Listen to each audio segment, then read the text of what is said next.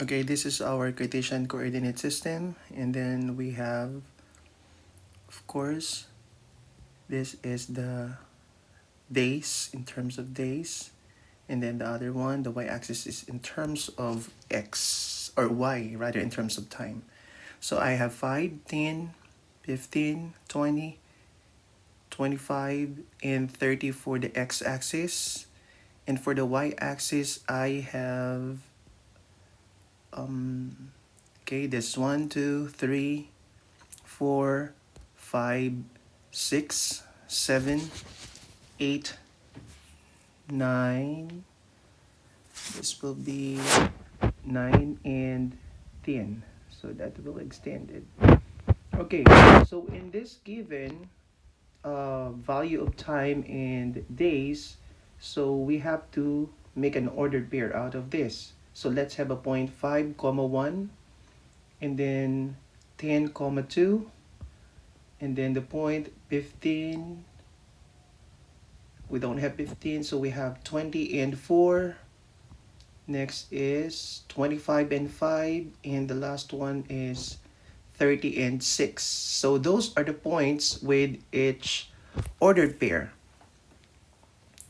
And as we all know that if we connect the points, that will be okay, a straight line. Now I will make a table. So this is the table. Okay. All right. And as we all know that this is the x-axis and this is the y-axis. So we have days in terms of, okay, and this is the time. So days is in terms of x, or represent x, and time represents y. And as we all know that x and y is a coordinate wherein there is an ordered pair like x comma y. So let's complete this table using the point in the Cartesian plane. So let's say in our first point, okay, this is our first point. Okay, we'll change this by red again. So that is 5 comma 1. So you're going to write it down 5 up, then 1 down, because 5 is x and then y is 1. Next is 10, 2. Next is, of course, the next point has an ordered pair 20 and 4. And the next one, we have 25 and 5. And the last point is, of course, we have 30 and 6. So the table is now already completed. We have the days in terms of x, such as 5, 10, 20, 25, and 30. What about time in terms of y? 1, 2, 4, 5, and 6. And when we connect the points, we formed a straight line. Okay. So now, in this case, remember that our slope is equal to y over x. And we can label each ordered pair as m sub 1, m sub 2, m sub 3, m sub 4, m sub 5.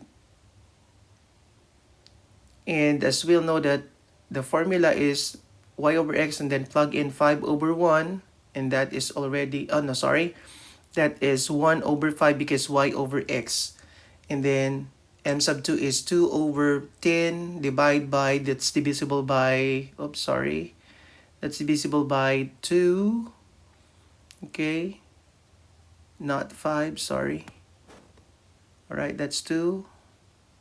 Okay, I can erase this one, sorry. So that is divisible by 2, both numerator and denominator. So 2 divided 2 is 1, and 10 divided 2 is 5. For m sub 3, we have 4 over 20, and then that's divisible by 4, both numerator and denominator. So 4 divided 4, that will give you 1, and 20 divided 4, that will give you 5. For m sub 4 is equal to 25 over 25, and they both divisible by 5. So that is 1/5. And the last one is 6 over 30. And both numerator and denominator are divisible by 6. So that's 1/5 as well. Now, so as we notice that the simplified form, the m1 up to m to the fifth have the same 1/5.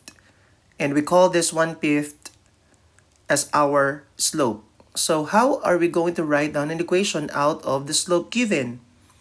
So remember that the equation is y is equal to mx, and then let's substitute.